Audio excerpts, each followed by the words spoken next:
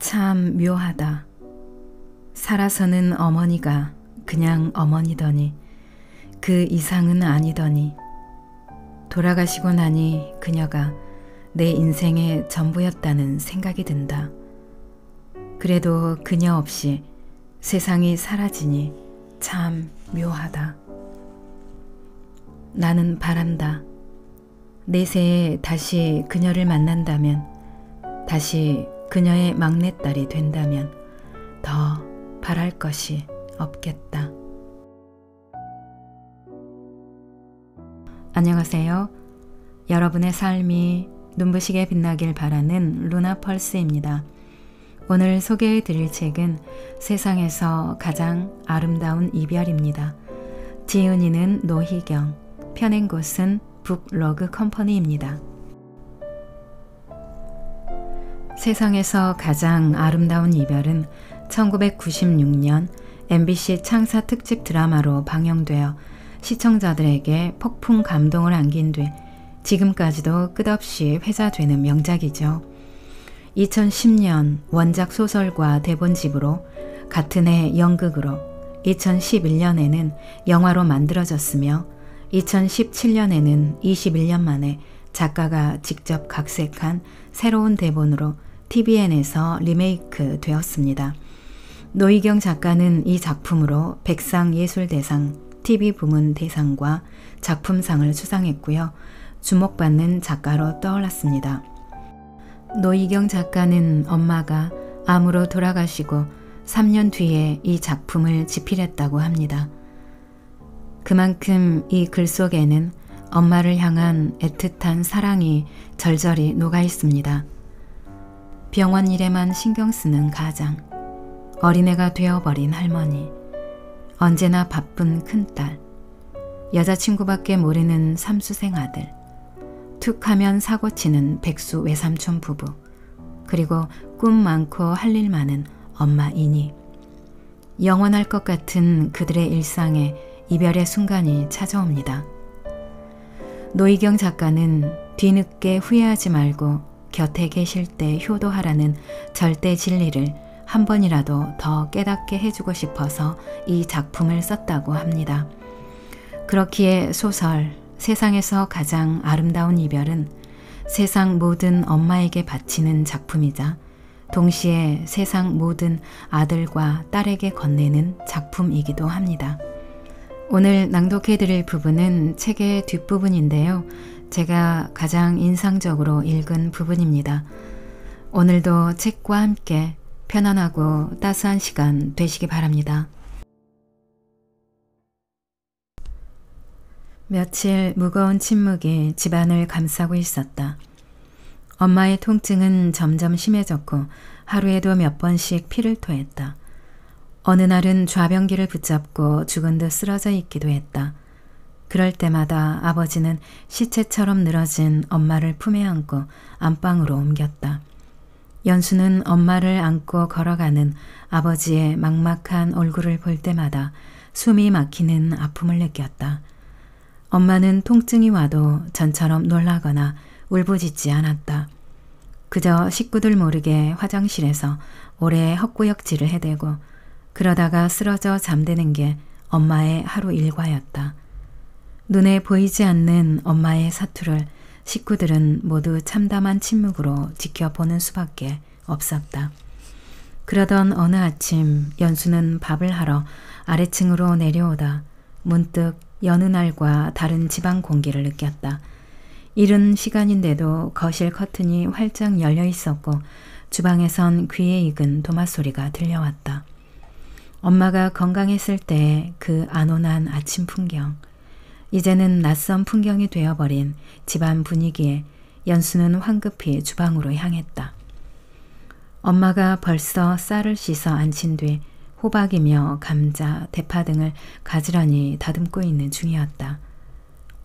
놔두세요. 제가 할 테니 쉬세요. 연수가 엄마 손에 들린 칼을 빼앗으려 했다. 다쳐. 엄마가 할게. 엄마는 연수가 못 믿어온 듯 칼을 내주지 않았다. 칼질을 하는 엄마의 손목은 뼈가 앙상하게 드러나 애처로워 보였다. 연수는 차마 볼 수 없어 엄마의 손목을 잡았다. 제가 할게요. 놔둬라. 내가 벌써 송장됐어? 왜 다들 사람 움직이는 걸 못 봐? 엄마가 짜증을 냈다. 힘드시잖아요. 이 정도는 할 수 있어. 엄마의 고집에 더 어쩌지 못하고 연수는 식탁으로 가 앉았다. 가만히 엄마를 바라보던 연수는 그 따뜻하고 편안한 전경에 울컥 눈시울이 뜨거워졌다. 요리를 하는 엄마의 뒷모습만으로도 집안 공기가 이렇듯 따뜻할 수 있다는 걸 예전엔 왜 몰랐을까?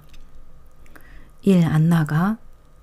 엄마의 말에 연수는 황급히 감정을 추슬렀다. 오늘 잠깐 나가 봐야 해요. 일 나가.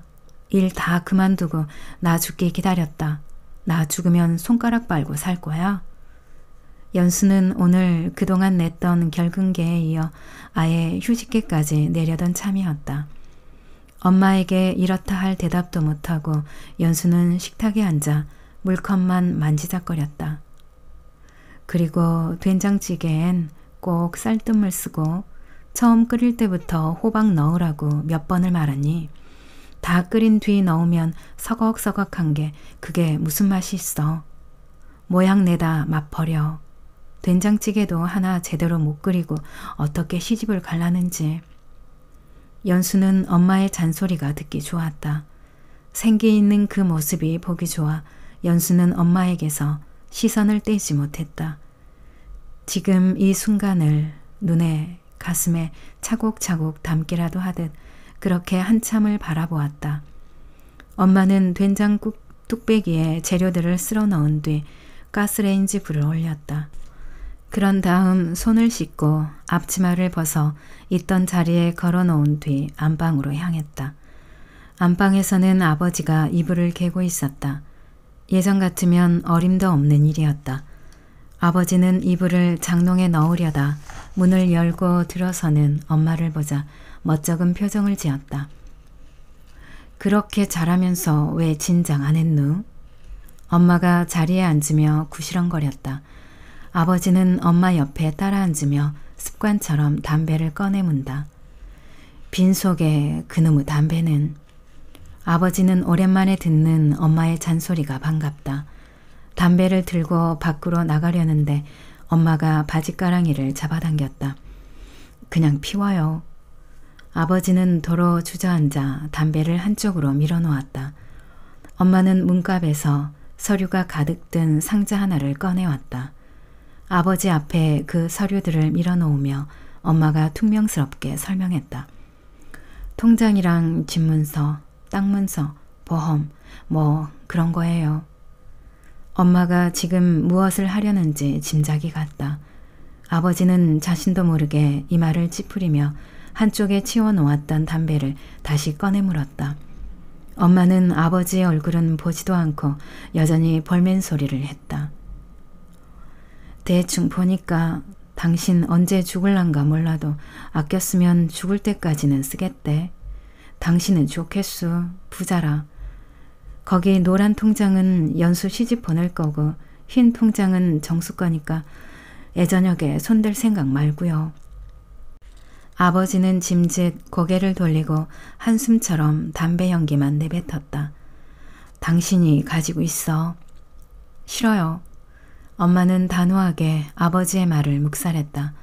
내가 뭐 당신 이뻐서 주는 줄 알아요? 나 죽고 나서 통장 어딨나 울지도 않고 자식 새끼들 앞세워 찾아 나설까봐 주는 거예요. 그 꼴 보기 싫어서. 안 그럴 테니 넣어둬. 그럴지 안 그럴지 어떻게 알아? 아버지는 이런 식으로 죽음을 준비하는 엄마의 모습이 측은하면서도 이해가 되기도 했다. 퉁명스러운 엄마의 태도는 가족들과 이별하기 위한 준비인 셈이다. 아버지는 무겁게 한숨을 내쉬며 자리에서 일어났다. 언제 시간 있을 때 나 일산 좀 데리고 가요. 아버지는 엄마의 말에 선뜻 그러마하고 대답해 줄 수가 없었다. 안 그래도 아버지는 요즘 매일 일산으로 출퇴근하다시피 하는 중이었다. 그동안 가구도 들여놓고 집 정리를 하긴 했지만 도저히 아내를 데리고 갈 용기가 나지 않았다. 예전엔 그 집이 아내의 희망이었지만 이제 그 집은 아내의 죽을 자리가 된 것이다. 집이 얼추 다 됐을 텐데. 엄마는 아버지 눈치를 보며 혼잣말처럼 중얼거렸다. 아버지는 말없이 방을 나왔다. 뒤에서 화가 나 투덜거리는 엄마의 목소리가 들려왔다. 으이그 저 주변머리 죽은 사람 소원도 들어준다는데 그게 뭐 큰 소원이라고 말을 안 한대. 으이그 속 터져. 아버지는 거실 소파에 앉아 담배 연기를 길게 내뿜었다. 아내 소원대로 해주자. 직장엔 며칠 휴가를 냈다고 둘러대고 내일이라도 당장 일산으로 가자. 아버지는 마음속으로 결심을 굳히고 있었다. 차라리 잘된 일이다. 매일 아침 출근하는 척하고 집을 나서는 것도 못할 짓이었다. 아버지에게도 나름대로 소원이 있다면 이참에 엄마와 단둘이서 오붓한 시간을 갖고 변변찮은 아마 손수 밥이라도 한 끼 지어 먹이는 것이었다.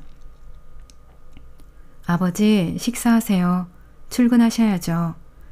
한동안 생각에 잠겨있던 아버지는 연수가 부르는 소리에 주방으로 갔다. 처남댁이 살림을 해줄 땐 밥 먹을 때마다 미안한 마음이 들어 편치 않더니 연수가 집안일을 꼼꼼히 해내는 모습을 보니 기특하기만 했다.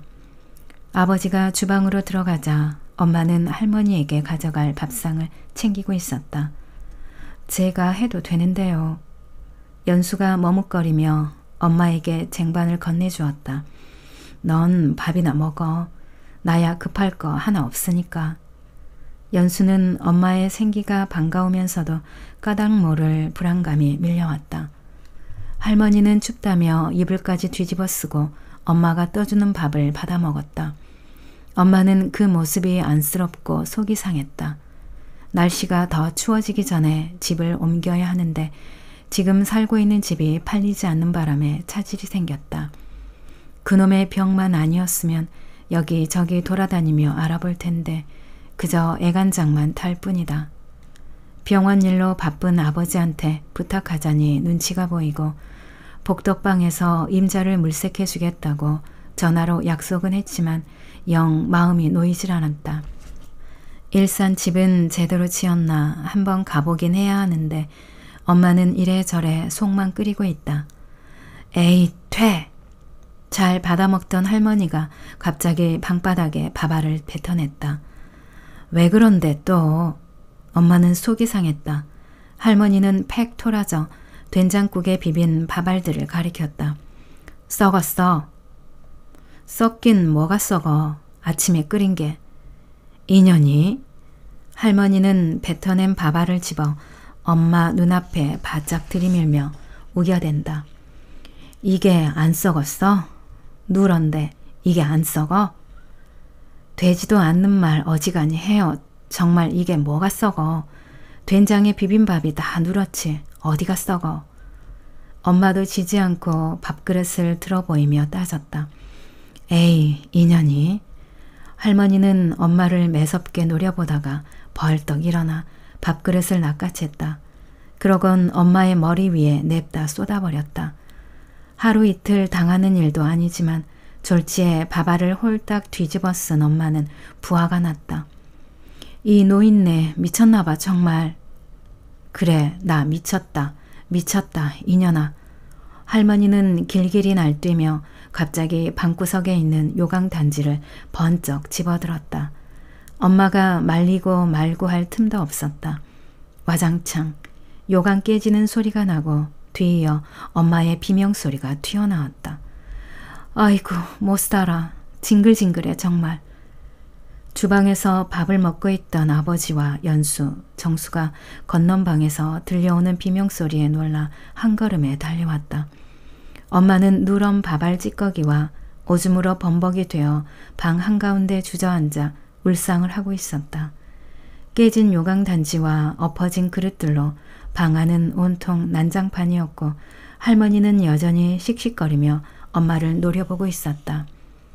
아버지는 이 기가 막힌 광경에 화가 치밀어 올랐다. 하지만 망령난 노인네를 어쩌지는 못하고 굳은 듯 서 있었다. 저 썩은 거 너나 먹어라. 이년 우리 아들 병원 차려준다더니 병원도 안 차려주고 이 나쁜 년 죽어. 이년아 죽어. 그래도 분이 안 풀렸는지 할머니는 엄마에게 달려들어 머리채를 잡고 흔들었다. 놔. 아파. 엄마는 머리채를 잡힌 채 비명만 지른다. 왜 그러세요? 이 손 놔요. 놔요. 연수와 정수가 달려들어 할머니를 뜯어말렸다. 나쁜 년. 내 집 망친 년. 이년. 시에 밀 까다만 콩깍지로 아는 이년. 이년. 할머니의 욕설은 계속 이어졌다. 속이 상할 대로 상한 엄마는 두 다리를 쭉 뻗고 울어댄다. 못 살아 내가. 못 산다 내가. 아버지는 울 수도 화를 낼 수도 없었다.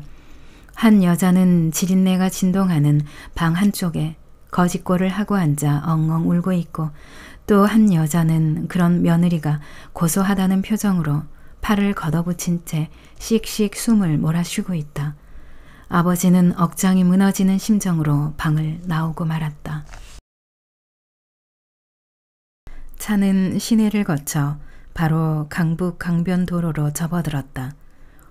그리고 얼마를 더 달려 자연스럽게 자유로로 합류했다. 엄마는 정수의 손을 꼭 잡은 채 눈으로는 운전하는 연수의 뒷모습을 마냥 바라보았다. 식구들끼리 소풍도 가고 참 좋다.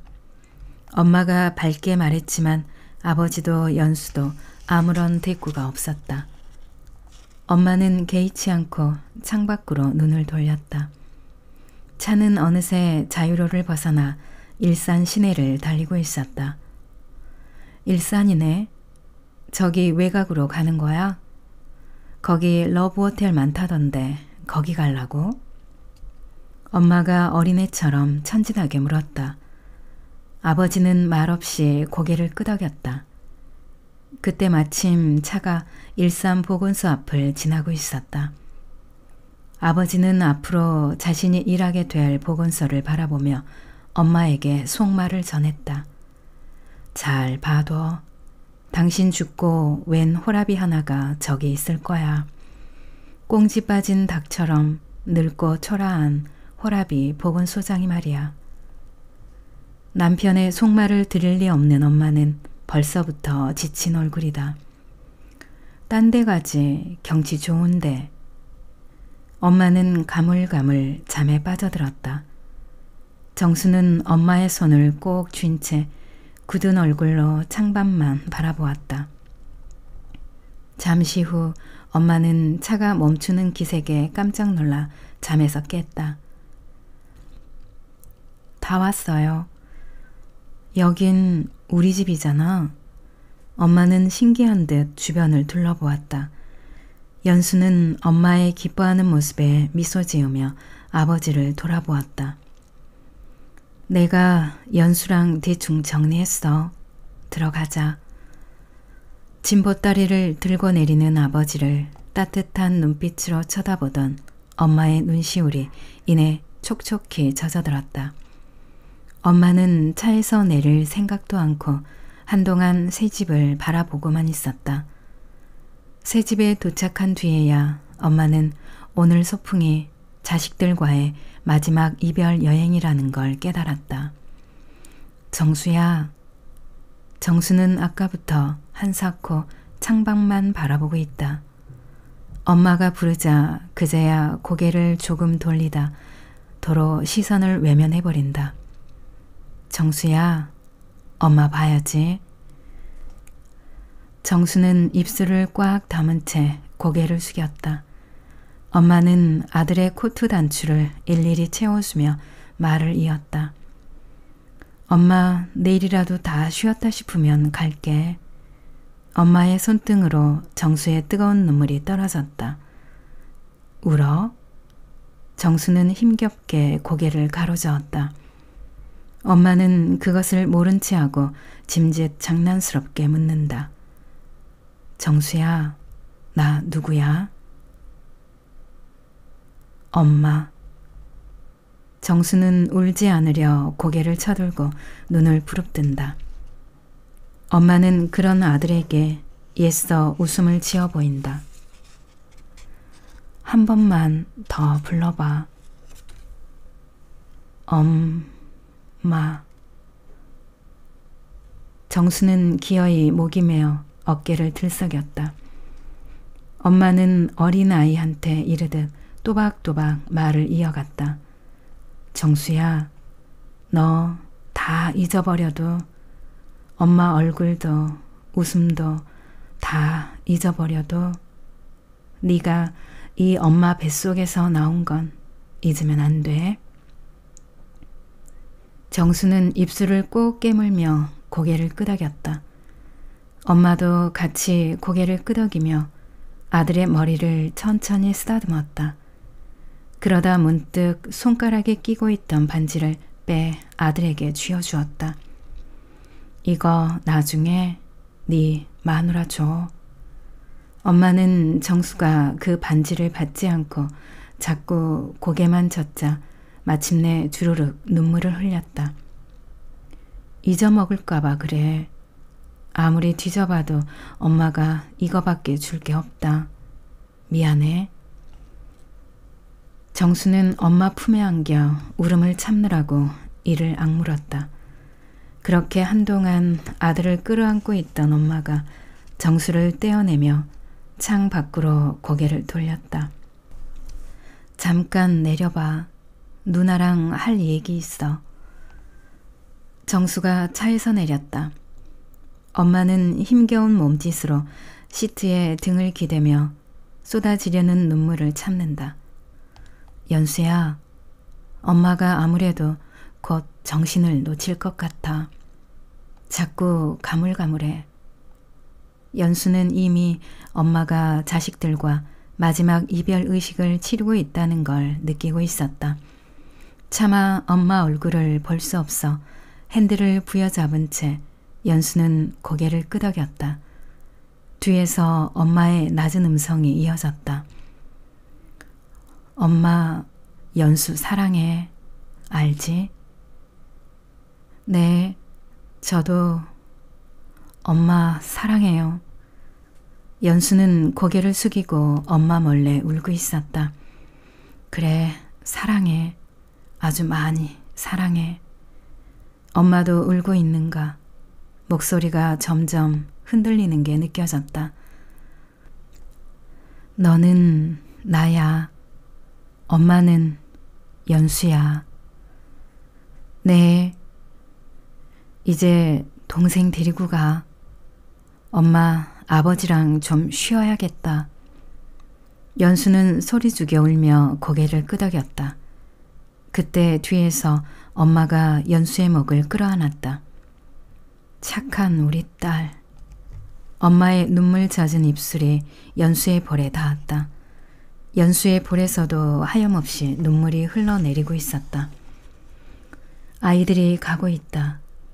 엄마는 멀어져 가는 아이들의 뒷모습을 오래도록 지켜보며 손을 흔들었다. 아이들의 모습이 눈에, 가슴에, 갈비뼈에, 발등에 두루두루 불도장처럼 바뀌는 것 같다. 저것들이, 내 새끼들이 울며 간다. 먼 발치에서 보아도 엄마는 눈에 선하다. 봐야 안다지만 엄마는 아니라고 생각한다. 저것들의 어미인 까닭에 보지 않아도 다 알 수 있는 것이다. 엄마는 터져나오는 울음을 삼키며 입술을 질끈 물었다. 죽는다는 것, 그건 못 보는 것이다. 보고 싶어도 평생 못 보는 것. 만지고 싶은데 못 만지는 것. 평생 보지도 만지지도 못하고 목소리도 들을 수 없는 것. 그것이 바로 죽음이라는 이름의 지독한 이별인 것이다. 엄마는 석상처럼 선 채 점점이 멀어져 가는 연수의 차를 끝까지 바라보았다. 아버지가 그런 엄마의 어깨를 감싸안고 안으로 들어갔다. 엄마는 잘 꾸며진 집안을 보자 눈이 휘둥그레졌다. 옷장이며 응접 세트, 식탁, 침대까지 모두 눈에 마뜩해 보였다. 커튼, 액자, 벽시계도 모두 자신의 취향에 꼭 맞았다. 참 좋다. 언제 이걸 다? 마음에 들어? 그냥 대충 했는데. 엄마는 아버지의 이런 배려가 고마우면서도 한편으로 못내 아쉬운 마음이 들었다. 새 집에서 가족과 함께 새로운 추억을 만들고 싶었는데 엄마가 이 집에 머물 수 있는 시간이 너무 짧았다. 추억을 만들기보단 영영 이별하는 아쉬운 장소가 될 거란 예감이 엄마의 마음을 헛헛하게 했다. 엄마는 길지 않은 여행에도 힘들었던지 침대에 눕자마자 깊은 잠에 빠져들었다. 겨울 해는 노루꼬리처럼 짧았다. 엄마는 잠에 빠져 있느라 그토록 보고 싶어 하던 석양 무렵의 호수도 보지 못했다. 아버지는 오히려 다행이지 싶었다. 노을 지는 광경이 아내에게 무슨 별난 감흥을 줄 수 있겠는가. 스스로 노을이 되어 쓰러지고 있는 아내로서는 오히려 황혼의 아름다움 속에서 자신의 죽음이나 헤아리게 될 게 뻔했다. 엄마가 잠들어 있는 동안 아버지는 혼자서 아내에게 줄 저녁을 준비했다.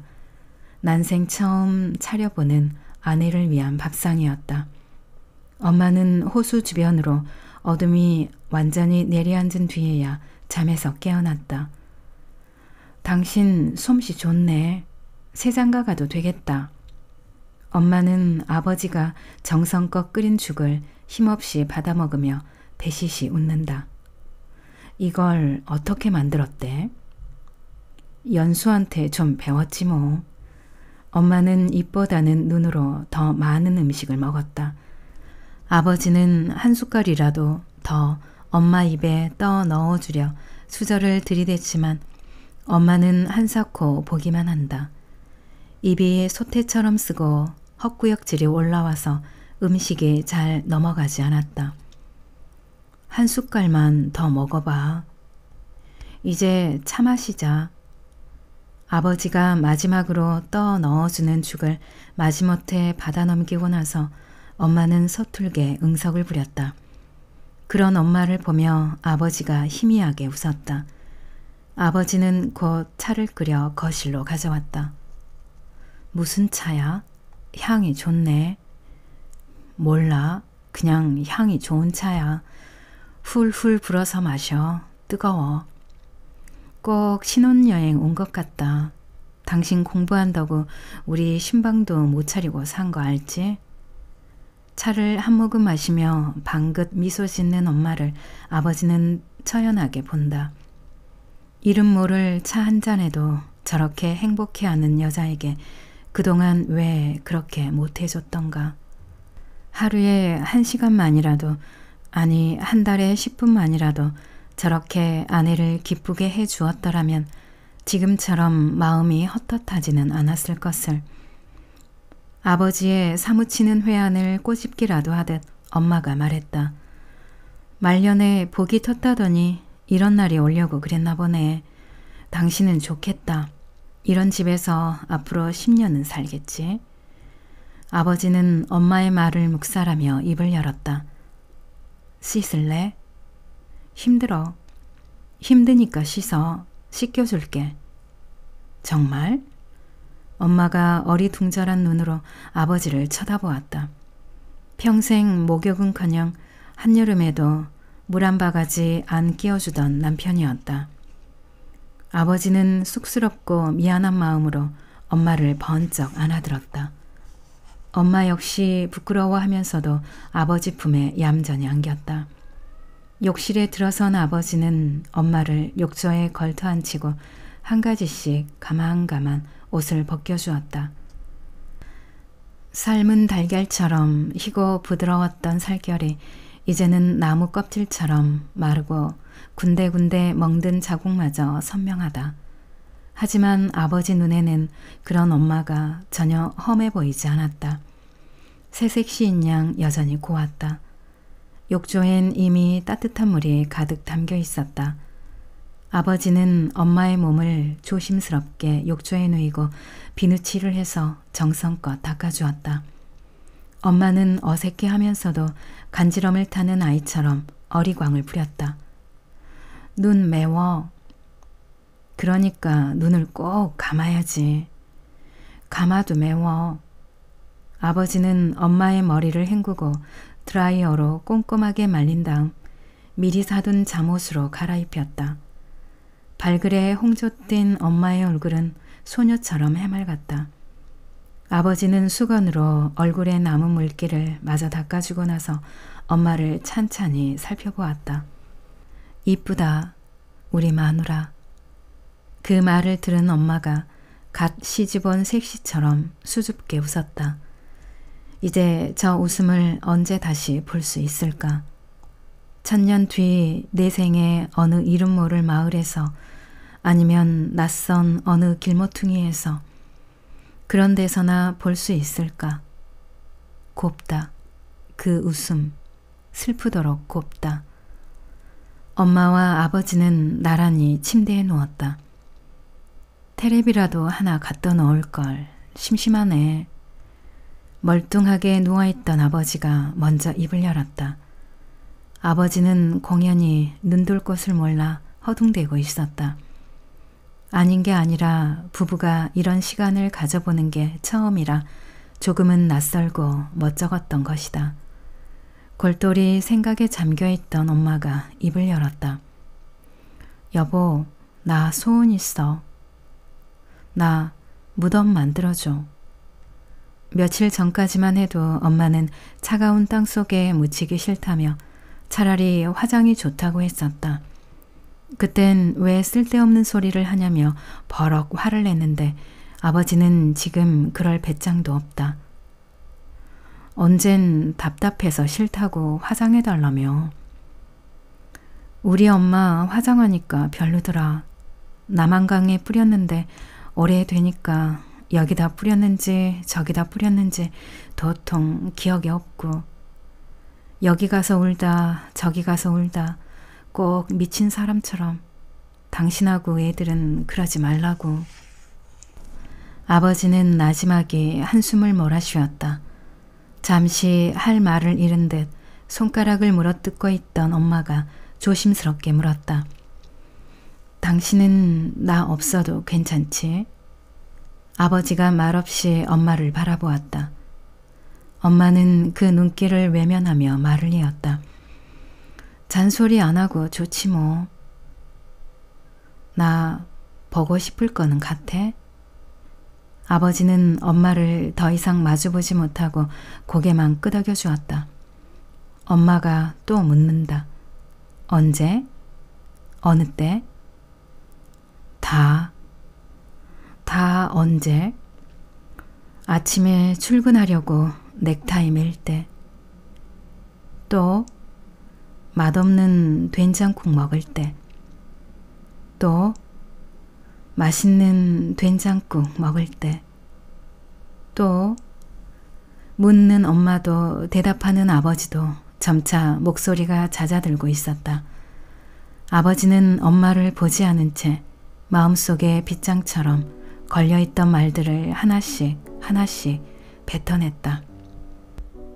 술 먹을 때, 술 깰 때, 잠자리 볼 때, 잔소리 듣고 싶을 때, 어머니 망령 부릴 때, 연수 시집 갈 때, 정수 대학 갈 때, 그놈 졸업할 때, 설날 지짐이 붙일 때, 추석날 송편 빚을 때, 아플 때, 외로울 때. 아버지의 고백이 이어지는 동안 엄마는 물기를 가득 머금은 눈으로 주위를 두리번거렸다. 엄마도 차마 아버지의 얼굴을 마주보지 못할 만큼 감정의 진폭이 커지고 있었다. 당신 빨리 와.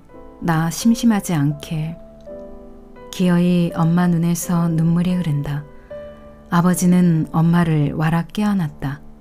그리고 더 이상 눌러둘 수 없는 슬픔을 꺽꺽 토해냈다. 엄마가 젖은 눈을 들어 수줍게 웃으며 아버지를 바라보았다. 여보, 나 이쁘면 뽀뽀나 한번 해주라. 아버지는 엄마의 얼굴을 두 손으로 감싸쥐고 길고 오랜 영혼의 입맞춤을 했다. 이니야, 정말 고마웠다.